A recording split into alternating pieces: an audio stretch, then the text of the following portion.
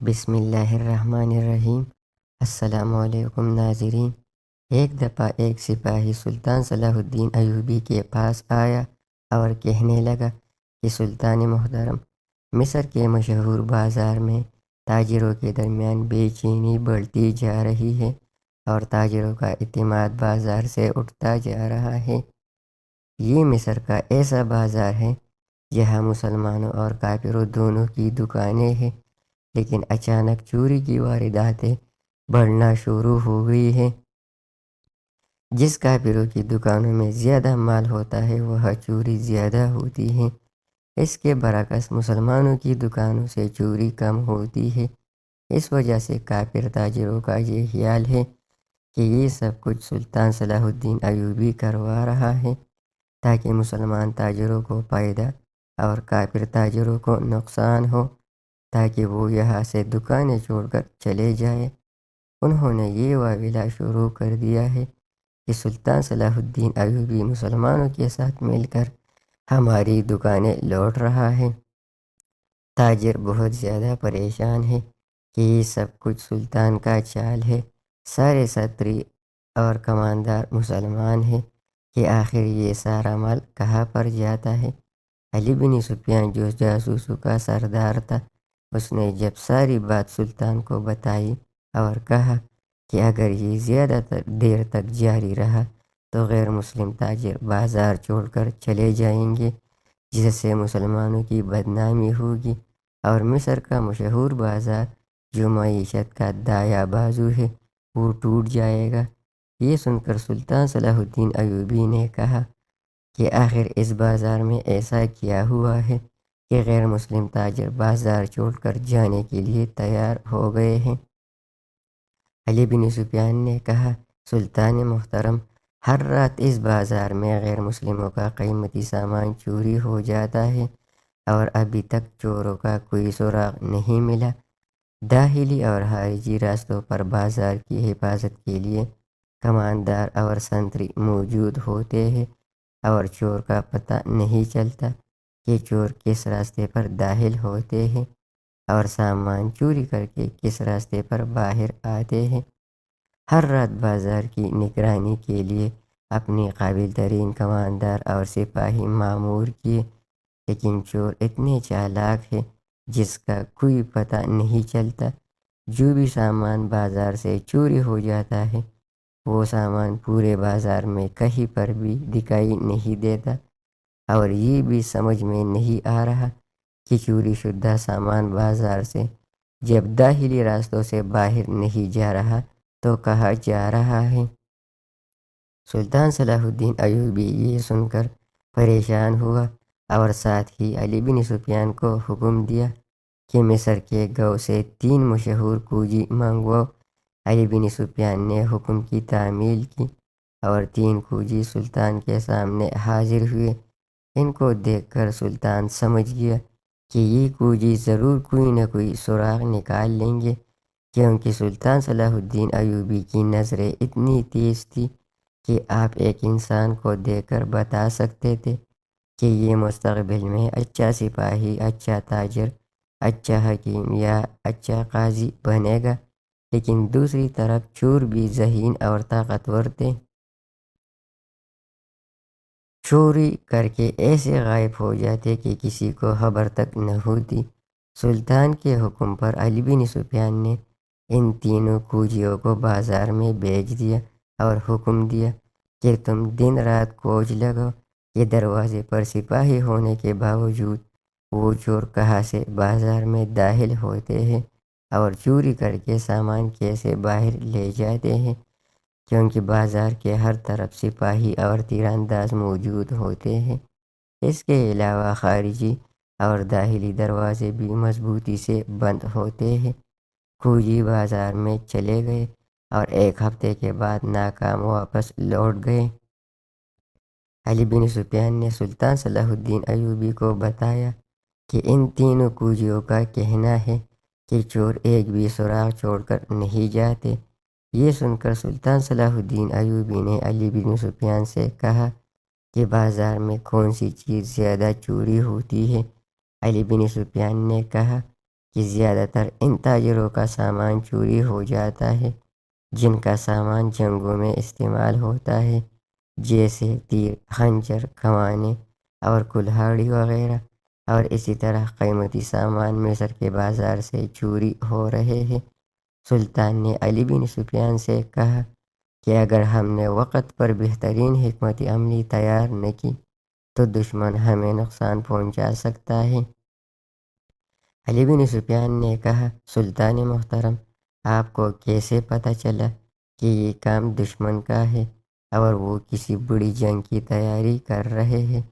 تو سلطان صلاح الدین ایوبی نے کہا کہ مصر کے بازار میں جو چوری ہوتی ہے یہ کسی عام ڈاکو یا چور کا کام نہیں، اس کے پیچھے بہت بڑی طاقت ہے، اور دوسری وجہ یہ ہے کہ چوری ہونے والے چیزوں میں سارا سامان جنگ کا ہے۔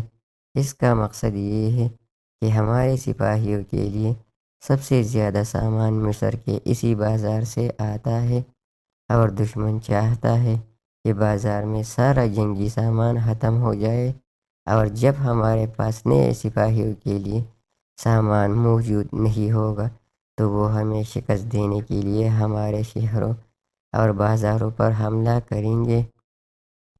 اور دوسرا، دشمن یہ چاہتا ہے کہ جب مصر کے اتنے بڑے بازار کے حالات خراب ہو جائیں گے تو تاجر وہاں سے بھاگ جائیں گے، تو ان کو دیکھ کر دوسرے شہروں کے تاجر بھی خوفزدہ ہو جائیں گے اور مصر کی معیشت بیٹھ جائے گی، اور سلطان سے اس کی سلطنت چھن جائے گی، کیونکہ کوئی بھی سلطنت معیشت کے بغیر نہیں چل سکتی۔ لیکن میں ان کے خوابوں کو کبھی پورا نہیں ہونے دوں گا۔ یہ سن کر علی بن سفیان سلطان کی بات سمجھ گیا اور کہا کہ سلطان محترم، اب کیا کریں گے؟ اتنے طاقتور اور ذہین فوجی بھی ان چوروں کا سراغ لگانے میں ناکام رہے تو ہم ان کو کیسے پکڑیں گے؟ یہ سن کر سلطان صلاح الدین ایوبی نے کہا، مجھے شک ہے کہ دروازے پر موجود سنتری اور کماندار غدار ہے، یا بازار کا کوئی تاجر غداری کر رہا ہے، ورنہ چور تو کیا ایک پرندہ بھی بازار کے اندر پر نہیں مار سکتا۔ علی بن سفیان نے سلطان صلاح الدین ایوبی سے کہا کہ اب کیا کریں؟ تو سلطان نے کہا کہ اب میں دروازے پر ایک سپاہی کی بیس میں نگرانی کروں گا اور راز کا پتہ لگاؤں گا کہ چور کہاں سے بازار میں داخل ہوتے ہیں۔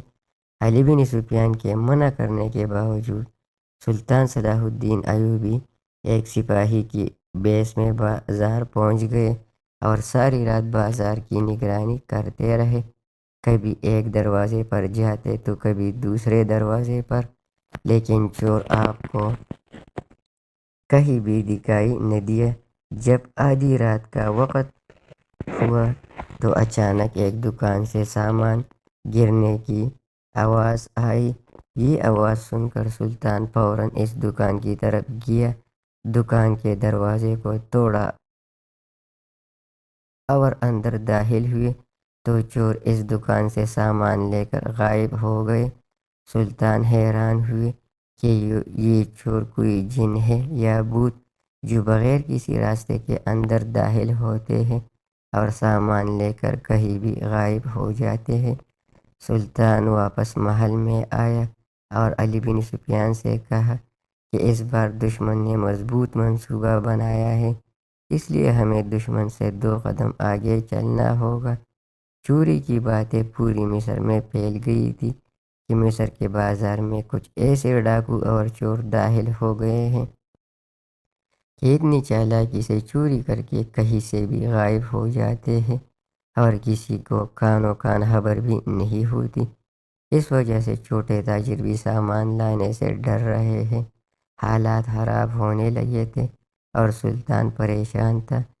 شام کے وقت سلطان نے پھر بیس بدلا اور چند سپاہیوں کے ساتھ بازار میں چلے گئے۔ اب سلطان صلاح الدین ایوبی نے سارے بازار کا معائنہ کیا کہ صرف ایک ہی بڑی دکان بچی ہے جس کو آج رات چور لوٹنے کے لیے آئیں گے۔ سلطان ایوبی اس دکان میں چلے گئے اور سامان میں چھپ گئے اور انتظار کرنے لگے کہ کس وقت یہ چور اس دکان میں چوری کے لیے آئیں گے اور میں ان چوروں کو بے نقاب کروں گا۔ تھوڑی دیر بعد 3 نقاب پوش اس دکان میں اچانک کہیں سے داخل ہوئے اور سامان اٹھانے لگے۔ ان کے سامان اٹھانے کے انداز سے پتہ چلا کہ ان کے ساتھ بازار میں کوئی غدار ملا ہوا ہے جو ان کو بتاتا ہے کہ کون سا سامان کہاں پر پڑا ہے۔ اس وقت سلطان صلاح الدین ایوبی نے تاریخی جملہ کہا کہ اگر مسلمانوں میں سے مسلمان غدار نکل جائے یا ختم ہو جائے تو مسلمان دنیا کی کسی بھی طاقت سے شکست نہیں کھا سکتے۔ اب ان چوروں نے سامان اٹھانا شروع کیا۔ اس دکان میں ایک دری بچھی ہوئی تھی۔ انہوں نے وہ دری اٹھائی اور دیکھا کہ اس کے نیچے ایک سرنگ کھودی ہوئی تھی۔ ان چوروں نے یہ سامان نیچے موجود سپاہیوں کو دیا اور خود بھی اس سرنگ کے اندر چلے گئے۔ اب سلطان کو پتہ چل گیا کہ یہ چور سامان کو کہاں سے اور کس طرح باہر لے جا رہے ہیں۔ تھوڑی دیر گزرنے کے بعد سلطان نے اپنے سپاہیوں کو بتایا اور سلطان بھی اپنے سپاہیوں کے ساتھ اس سرنگ میں داخل ہو گئے۔ یہ سرنگ کوئی عام سرنگ نہیں تھی جو اس بازار سے باہر ایک جنگل میں جا کر کھلتی تھی۔ یہ ایک سرنگ نہیں تھی، سارے بازار میں سرنگ بنائے گئے تھے۔ سلطان جھاڑیوں میں چھپ کر ان چوروں کو دیکھنے لگا۔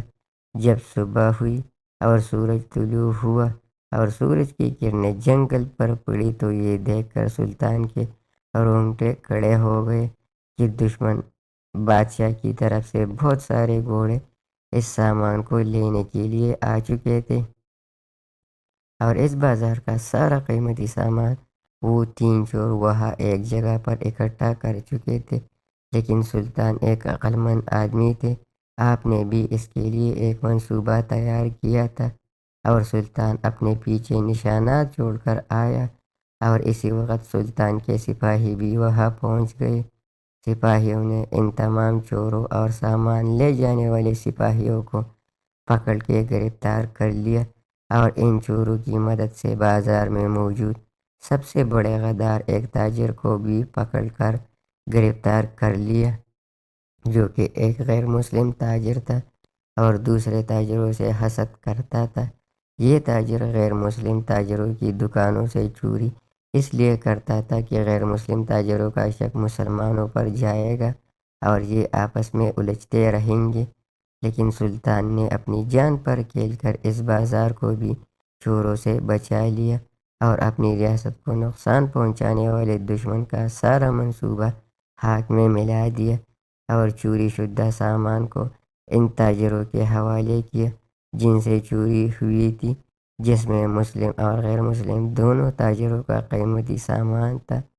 اس کے بعد غیر مسلم تاجر سلطان کے پاس آئے اور سلطان سے معافی مانگی اور کہا کہ ہم بہت شرمندہ ہیں اور ہم جانتے ہیں کہ آپ کتنے غصہ ہیں، لیکن آپ نے یہ سب کچھ برداشت کیا۔ ہم آپ کے اس سلوک سے بہت زیادہ متاثر ہوئے کہ بازار کی رونقیں دوبارہ بحال ہو گئی۔ اس کہانی سے ہمیں یہ سبق ملتا ہے کہ جو کام آپ اخلاص کے ساتھ کرتے ہیں، جس میں دنیاوی لالچ نہ ہو، تو پھر اللہ آپ کا مدد کرتا ہے۔